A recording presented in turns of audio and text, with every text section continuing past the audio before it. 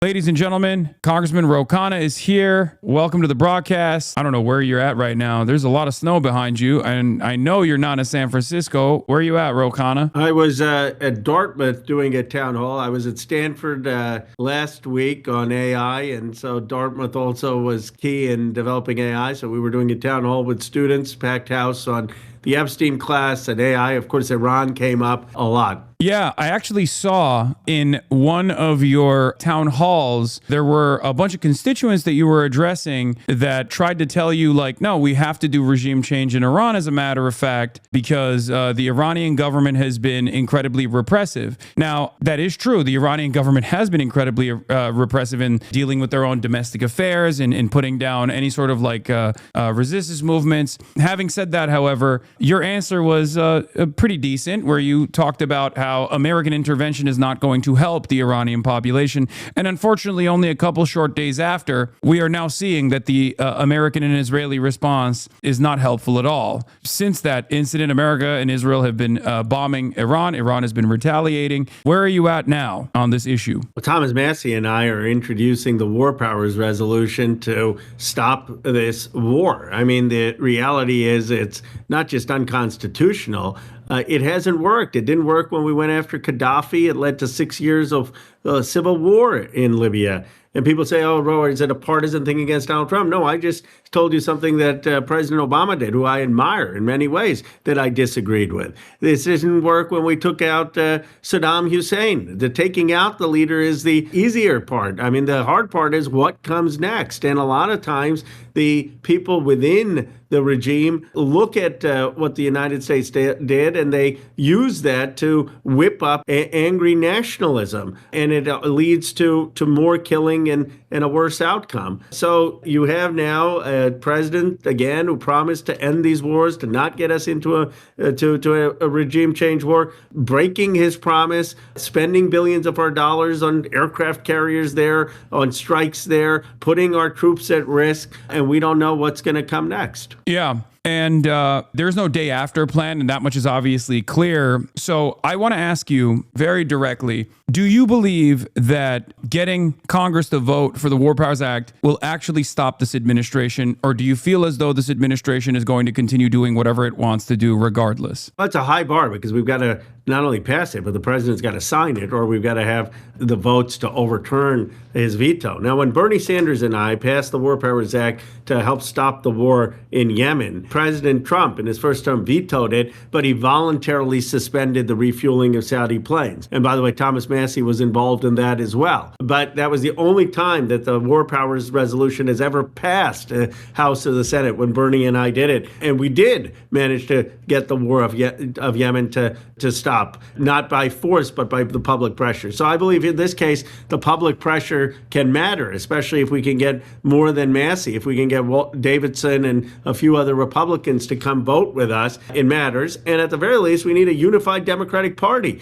And it can't just be this procedural gibberish. Yes, we need to come to Congress, and there is a constitutional right. But we also need to say we are against dumb wars. We're against endless wars in the Middle East. On the substance, we are not for taking unilateral action and engaged in these wars. Of course, the Iranian regime is brutal, and they killed their own citizens, and there was repression, and there's no denying that. But this is not the way to solve the humanitarian matter. We should have had an international coalition with targeted sanctions against the regime. We should have negotiated with China, which currently is providing cover for the regime. Why wasn't this part of the bilateral negotiations with China to be tougher on the sanctions with Iran? We should have taken it to the UN Security Council. We did none of the hard work of diplomacy. So a question I have for you is also the weight of this responsibility that falls on the opposition party, the Democratic Party. When you announced that you and Thomas Massie were going to work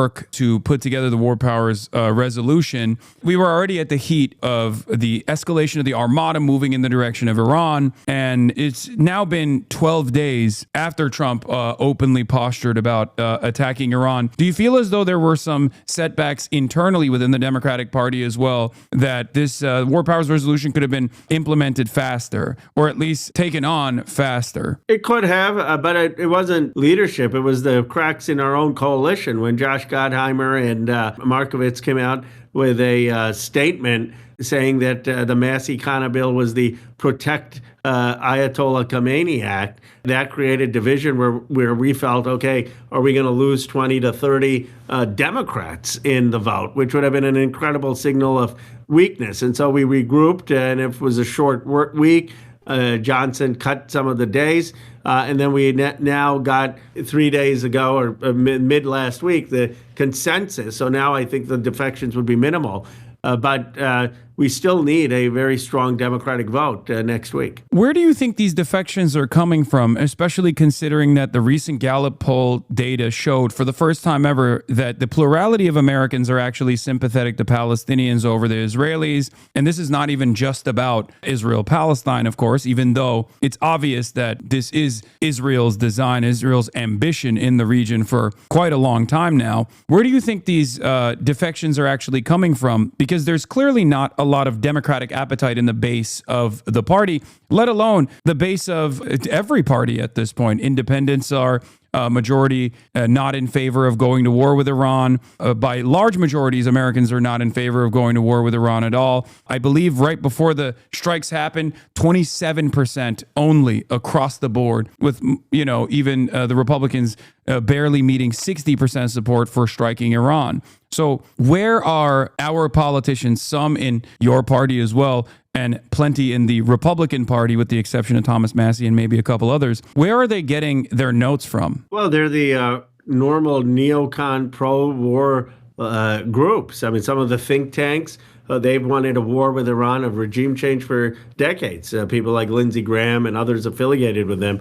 Of course, it's no secret. I mean, AIPAC has been public saying that they support the strikes, and they've been making the case to members. There are other groups like that that are will paint members as weak on national security or protecting the terrorists if they don't vote. And then, like you mentioned, I was protested. I had 200 or so people shout at me in my own town hall, and that was the Iranian American community that was very pro-war and pro us getting involved in the Middle East. Yeah, the YouGov poll from 228 asked if the Americans approve of the U.S. attacks on Iran on Saturday, and 44% said they disapprove, and only 34% said they approve, and 22% said that they were not sure. With the Democratic Party, 70% disapproved and only 10% approved. With the Republican Party, it was 69% approval, 12% disapproval. And amongst the independents, it was, again, a majority disapproval at 52%.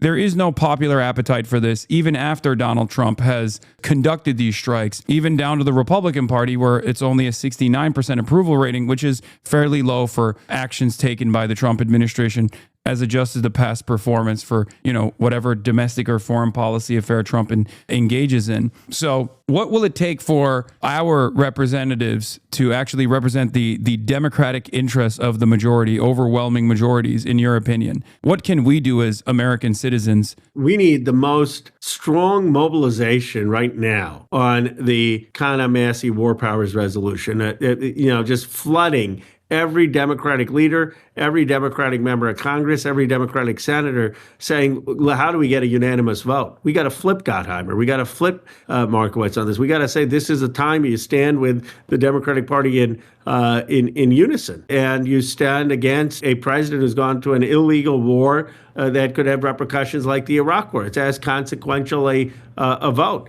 And so all of your listeners, you've got a huge base. If they can just help get an enormous social media movement that we should become the anti-war party. Look, Donald Trump took that and lied about it, that slogan from us. He said, I'm going to be the pro-peace candidate. I'm going to be the anti-war candidate in 2024. We have got to be the anti-war party. We've got to say that what Trump did in Venezuela was illegal and wrong. What he's doing in Iran is illegal and wrong, and not mince words. Some of these Democratic statements, I'm not going to say which ones because I don't want to pick a fight with my own party, but some of these statements, you read it and I don't know what they're saying. It's a bunch of, I have to get to paragraph 6 to understand, well, are they against it? Are they for it? I mean, It's such a long prelude. I'm thinking, okay, are they going to come out with a Fetterman, I'm for the strikes? And then they're like, no, it's illegal. So just say we're against endless wars. We're against intervention in these cases. We're against spending people's money on these wars where we know from experience from Libya, from Iraq, from what happened in 20 years in Afghanistan, that they don't work. Do you feel like offering justifications to why there is a necessity for regime change while simultaneously talking about the process in which this regime change is taking place is actually a failure in the response within the Democratic Party for those who choose to speak on this issue on such terms? I think it should start with the war in Iran is wrong, that we should not be getting involved in another Middle East war, that we should not be spending billions of dollars on this and our aircraft carriers there, that it can foment an ugly Iranian nationalism that could make the situation worse, that it could foment civil war and sectarian violence that could lead to more people being killed. And in that, one can then say that we understand that the Iranian regime is a brutal regime that is killing its own people, and that we call for human rights and we call for the Iranian regime to be sanctioned for what they're doing, to build an international coalition for what against what they're doing, and that we call for the recognition of human rights in these places and standing for that as an international community. I don't think that what we should be doing is openly calling for regime change with the assumption that the United States' military is going to help facilitate that. Okay, so you're saying as long as the wording is flipped on and the weight is adjusted in the direction of no war with Iran, but then talking about the Iranian administration's repressive nature is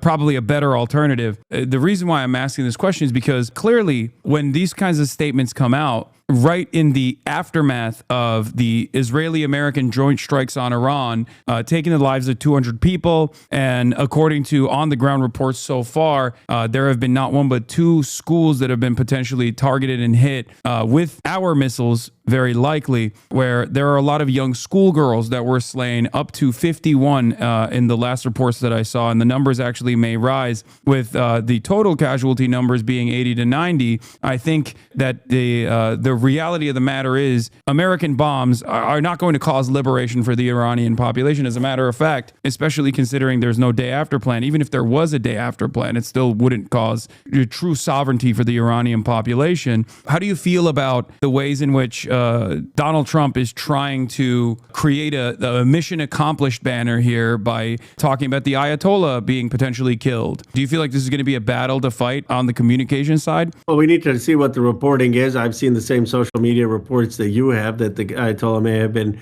killed, and obviously he's a terrible actor. But the question is, what comes next? I mean, is the regime just going to replace him? I mean, it's not clear that just because he's killed, that suddenly that means that there's going to be democratic governance with human rights. I mean, you could still have the IRGC, just replace him with someone else. He was aging and frail and likely to pass anyway over the next year. So I think what is important is to see what the facts are and understand that just killing people is the easier part. But the much harder part is building a government that respects human rights and democracy, and that making sure that the country doesn't descend into civil war. It's also about not setting a precedent for Putin or Xi Jinping or other great powers that if they want, they can just go in and assassinate other country leaders if they disagree with the regime. Well, with Putin, he has done similar things in the past as well. But I don't necessarily think that the hypocrisy argument is our strongest one. But that's my own personal perspective here. The thing that I wanted to, before I let you go, and I thank you so much for coming on. One of the questions I have here is about where we go from here. Like where we go from here. What's your assessment on what the retaliation is looking like so far? What the retaliation is going to bring about? Because it does seem like this is going to be an extended conflict. Well, first of all, I'm hopeful that it is not extended. I'm hopeful that we can extricate ourselves. I'm hopeful that our service members aren't going to get killed. I'm hopeful that we're not going to have killings of young girls in Iran. Again, I haven't been able to confirm that, but I've seen the same reports on social media as you have of this horrific sense of young girls being killed in schools, and I will find out. But we need it to stop, and we need to have some sense of statesmanship and diplomacy now take over. And that's why I'm hoping, that's why I rearranged my schedule to come on, because you reach a lot of people. And this vote is going to be one of the most critical historic votes in their country's history. I mean, people talk about the Epstein vote, and that was important, very important for survivors and justice and elite impunity. But this vote may even have deeper consequences, which Massey and I are bringing, which is that a clear no to getting into another war in the Middle East. I mean, that's really what's at stake. And so my hope is that we will see anti-war mobilization around the country, that we can get a decisive vote on this, and that we can stop us from putting in ground troops, stop us from having forces there that are going to be in a drawn-out fight with the regime, or at least create a legal structure to later down the line have punishments if necessary, if the Democrats actually do win the majority come midterm elections and drop articles of impeachment potentially. One thing I will ask is, you were able to create a successful popular mobilization around the release of the Epstein files. And clearly, this was something that Donald Trump ran on personally. You were able to take advantage of the base of support, the Republican side of the conversation, also wanting transparency around who was actually financially involved with Jeffrey Epstein, who was actually potentially a co-conspirator. And this is the reason why that public pressure caused even Donald Trump to sign into law, something that he's currently not following through on. Having said that, who are some of the more malleable colleagues that you have in Congress on the other side of the political spectrum across the aisle that could actually receive a little bit of pressure to help people like ourselves potentially whip votes? Because it's very clear that, you know, Mike Johnson is going to be a hurdle in that endeavor. Well, I think Representative Davidson is a key vote. Representative Bacon is a key vote. Representative Brian Fitzpatrick is a key vote here. Someone like Andy Briggs is a persuadable person. Representative Gosar has opposed military interventions. And then on our side, of course, you know, you've got to get Moskowitz, you've got to get Gottheimer, you've got to get Lauren Gillen, and we need a strong statement from all of the party leaders that we are not going to be for another Middle East war. And so to the extent that people are mobilizing online for strong statements in support of Massey and my bill, that will help. I mean, you know, we've seen it from some people. AOC issued a very strong statement saying no war, we'll support Khanna Massey's bill. She's going to do it. We need other clear, decisive statements. Of course, you know, Pramila Jayapal and Mark Pocan, and, you know, there have been a number of people in the Progressive Caucus, Greg Kazar, who have. But we need as many of those as possible. Yeah. Last question I have for you is, you talked about potentially pressuring the Iranian government in order to bring about democracy in Iran. There was an alternative means that previous administrations utilized, one that you actually brought up yourself. Barack Obama's administration was able to successfully facilitate the JCPOA if the nuclearization was a major problem, which I don't think it is. Isn't there an alternative as far as the utilization of sanctions and the ease of sanctions in order to get assurances? And do you believe sincerely that this conversation, these negotiations were actually about these conversations that were taking place between the Trump administration and Iran, with a lot of Israeli intervention and influence as well, were truly about denuclearizing Iran, ensuring that they only have, civilian-grade enriched uranium? Or do you believe that that was just a casus belli to create an opportunity to strike Iran, to destabilize Iran? I believe that there were people who were negotiating, thinking they really were going to solve the nuclear issue, but the Omanis who were mediating said that they were close to a deal, that they were making progress. And yet Donald Trump, someone got in his ear about a regime change, and he's gone at it from a regime change, as is evidence, if you believe the reporting about the Ayatollah, that there's allegations and evidence that the first strike may have been on one of the first strikes would have been on the Ayatollah. So obviously their mission was a regime change and not just the nuclear deal. I supported the JCPOA. The Omanis were saying that the United States could have gotten a better deal than even the JCPOA. We could have gotten a deal on on dismantling the ballistics, on dismantling any and giving up any enriched uranium in storage, but we chose not to do it. And I, at this point, believe Donald Trump is engaged in a regime change war. Yeah. Okay. Well, thank you so much, Khanna, for coming on, and I hope to hear from you. Thank you. Good luck on hopefully being able to whip the votes, and we'll try to do our very best out here as well. Thank you. Thank you. Thanks, Hasan. All right. That was Representative Khanna for a short interview.